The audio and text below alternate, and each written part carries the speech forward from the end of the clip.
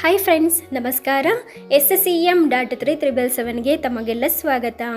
ಇವತ್ತಿನ ವಿಡಿಯೋದಲ್ಲಿ ಮಧ್ಯಾಹ್ನದ ಊಟಕ್ಕೆ ಬಿಸಿ ಬಿಸಿ ಅನ್ನದ ಜೊತೆ ರುಚಿಕರವಾದ ಸಾಂಬಾರನ್ನ ಪಟ್ ಅಂತ ಹೇಗೆ ಮಾಡೋದು ಅಂತ ಹೇಳಿ ಈ ವಿಡಿಯೋದಲ್ಲಿ ತೋರಿಸ್ಕೊಡ್ತೀನಿ.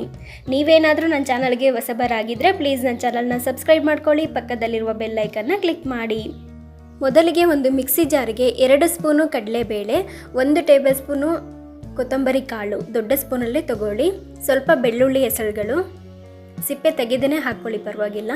ಹಾಗೆಯೇ ಒಂದು 6-7 ಒಣಮೆಣಸಿನ್ಕಾಯಿ, ಗುಂಟ್ನೂರಾದರೂ ತಗೊಳ್ಳಿ, ಬ್ಯಾಡಗೆ ಮೆಣಸಿನ್ಕಾಯಿ ಆದರೂ ತೊಗೊಳ್ಬಹುದು.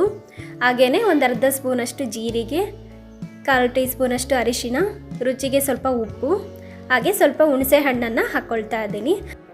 ಜಾಸ್ತಿ ಹುಳಿ ಇರುವ ಹುಣಸೆ ಹಣ್ಣಿದ್ರೆ ಸ್ವಲ್ಪ ಕಡಿಮೆ ಹಾಕ್ಕೊಂಡು ಈ ರೀತಿಯಾಗಿ ತರಿಯಾಗಿ ರುಬ್ಕೋಬೇಕಾಗುತ್ತೆ. ನೋಡಿ, ಇದು ರೆಡಿಯಾಗಿದೆ. ನೆಕ್ಸ್ಟ್ ಈ ಕಡೆ 3 ದೊಡ್ಡದಾದ ಟೊಮೆಟೊನ ಕಟ್ ಮಾಡಿ ಎತ್ತಿಟ್ಕೊಂಡಿದ್ದೀನಿ.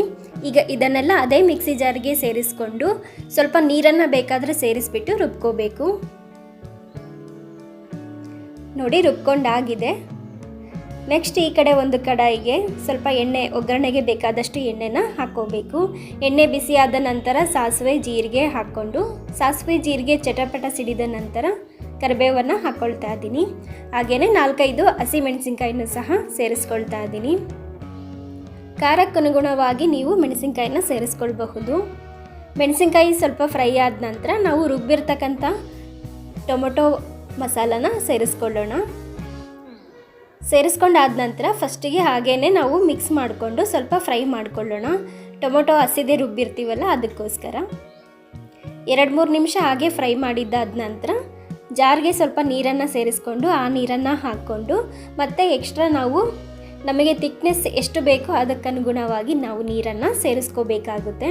ನಾನಿಲ್ಲಿ 1/4 ಕಪ್ಪಷ್ಟು ನೀರನ್ನು ಸೇರಿಸ್ಕೊಂಡಿದ್ದೀನಿ.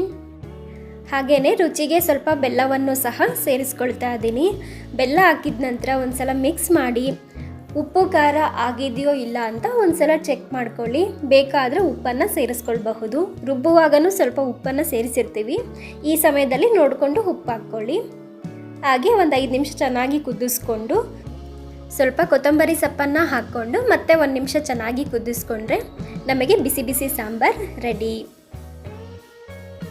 ನೋಡಿದ್ರೆಲ್ಲ ಪಟಾಪಟ್ ಅಂತ ಎಷ್ಟು ಈಸಿಯಾಗಿ ಮಾಡಿದ್ವಿ. ನಮಗೆ ಮಧ್ಯಾಹ್ನ ಟೈಮು ಬೇಜಾರಾಗಿತ್ತು ಏನಾದರೂ ಮಾಡ್ಕೊಳ್ಳೋಕ್ಕೆ ಅಂದರೆ ಈ ರೆಸಿಪಿ ನಿಮಗೆ ತುಂಬಾ ಹೆಲ್ಪ್ ಆಗುತ್ತೆ. ಖಂಡಿತ 5 ನಿಮಿಷದಲ್ಲೇ ಮಾಡ್ಕೊಳ್ಬಹುದು. ಹಾಗೆ ಟೇಸ್ಟು ಕೂಡ ಅಷ್ಟೇ ಮಸ್ತ್ ಇರುತ್ತೆ. ಖಂಡಿತ ಟ್ರೈ ಮಾಡಿ. ಇವತ್ತಿನ ಈ ವಿಡಿಯೋ ನಿಮಗೆಲ್ಲ ಇಷ್ಟವಾಗಿದೆ ಅಂತ ಭಾವಿಸ್ತೀನಿ. ಇದೇ ಥರ ಹೊಸ ರೆಸಿಪಿಯೊಂದಿಗೆ ಮತ್ತೆ ಸಿಗೋಣ. ಅಲ್ಲಿವರೆಗೂ ನಮಸ್ಕಾರ. Thank you for watching.